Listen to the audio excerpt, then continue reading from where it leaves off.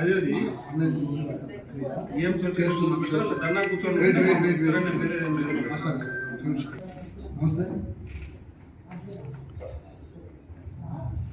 Sir photo దిగుతుంది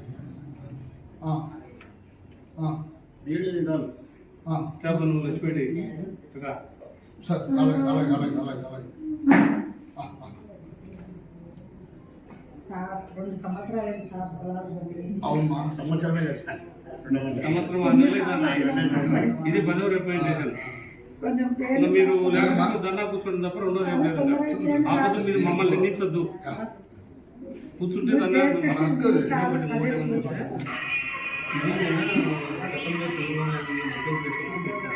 దానికి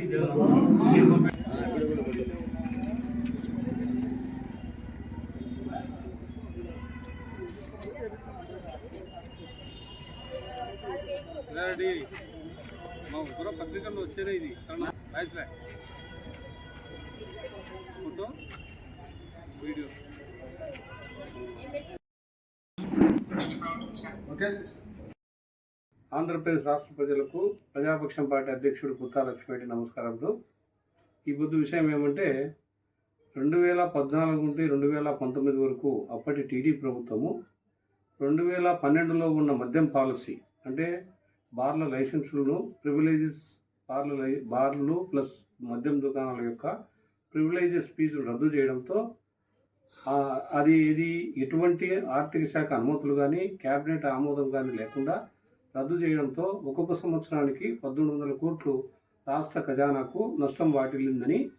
so 2015 నుండి 2019 వరకు 4 సంవత్సరాలకు గాను 5,200 కోట్లు నష్టం రాష్ట్ర ఖజానాకు నష్టం జరిగినట్టు 2023న అప్పటి వైఎస్ఆర్సీపీ ప్రభుత్వములో ఉన్న ప్రివిలేజ్ ఎండీగా ఉన్న వాసుదేవ్ రెడ్డి గారు ఇంత నష్టం జరిగిందని చెప్పి సిఐడికి ఫిర్యాదు చేశాడు. ఆ ఫిర్యాదు ఎఫ్ఐఆర్ నెంబరు 18/2023. ఫిర్యాదు చేసిన తర్వాత ఆ ఫిర్యాదు మేరకు సిఐడి డిపార్ట్మెంటు ఫిర్యాదును ఆధారంగా చేసుకొని ఎంక్వైరీ చేయడం జరిగింది. ఈ ఎంక్వైరీకి దాదాపు కొన్ని వందల కోట్ల రూపాయలు పోలీసు సిఐడి డిపార్ట్మెంటు ప్రజాధనాన్ని వినియోగించింది.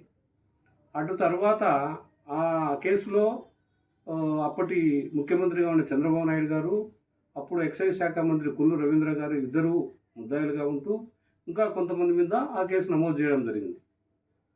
సో విచారణ చేసి దానికి విచారణకు అన్ని ఆధారాలు ఉన్నాయని సిఐడి వాళ్ళు ఏసీబీ కోర్టులో ఫైల్ చేసిన తర్వాత 2024లో మళ్ళా అదే టీడీపీ ప్రభుత్వం అధికారంలోకి రావడం, వచ్చిన తర్వాత అదే కంప్లైంట్దారు వాసుదేవరెడ్డి బ్రెవరేజ్ ఎండీగా ఉన్న వాసుదేవరెడ్డి ఆ కేసు తప్పుడు ఫిర్యాదు అని చెప్పి ఆయన ఏసీబీ కోర్టుకు నో అబ్జెక్షన్ ఇవ్వడం, అటు తర్వాత సిఐడి వాళ్ళు కూడా అంత విచారణ చేసి కొన్ని వందల కోట్లు ప్రజాధనం దుర్వినియోగం అయి విచారణ చేసిన సిఐడి అధికారులు కూడా మిస్టేక్ ఆఫ్ ఫ్యాక్ట్స్ అంటే వాస్తవ విరుద్ధము అని వాళ్ళు మెమో ఫైల్ చేయడం, అటు తర్వాత ఇప్పటి బ్రివరేజ్ ఎండి శ్రీధర్ గారు నో అభ్యంతరం, నాకు ఎటువంటి అభ్యంతరం లేదని ఆయన అఫిడవిట్ దాఖలు చేయడంతో 1/12/2025న ఏసీబీ కోర్టు న్యాయమూర్తి పి భాస్కరరావు గారు ఆ కేసును క్లోజ్ చేయడం జరిగింది. మా కంటెన్షన్ ఏమంటే, ఏదైనా ఒక ఐఏఎస్ కానీ ఐఆర్ఎస్ వీళ్ళు వాసుదేవరెడ్డి కానీ వీళ్ళందరూ కూడా ఐఆర్ఎస్ ఆర్ ఐఏఎస్ ఆఫీసర్లు, వాళ్ళు రాజ్యాంగబద్ధంగా నియమితులైన అధికారులు.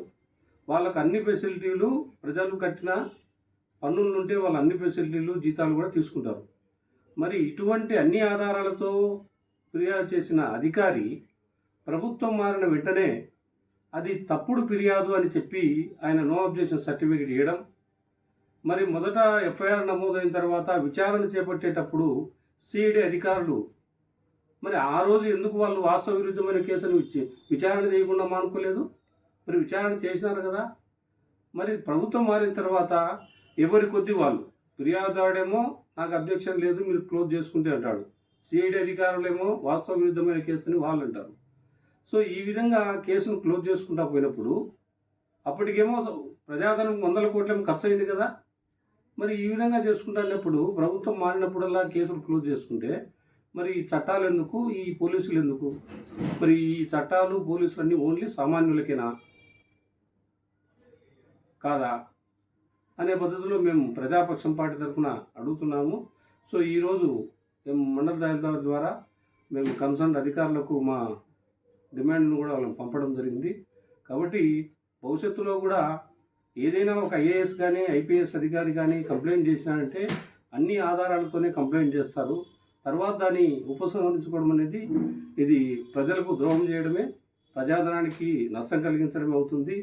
సో మహామహులైన శ్రీమతి ఇందిరాగాంధీ గారు అయితేనేమి, పివి నరసింహారావు గారు అయితేనే వాళ్ళు కూడా కేసులు ఉంటే వాళ్ళు కోర్టుకు పోయి ఎదుర్కొన్నారు కానీ మిగతా ఏ విధంగా వాళ్ళు చెల్లించలే. కాబట్టి దీనిపైన ఉన్నతాధికారులు స్పందించాలని చెప్పి ప్రజాపక్షం పార్టీ విజ్ఞప్తి చేస్తుంది.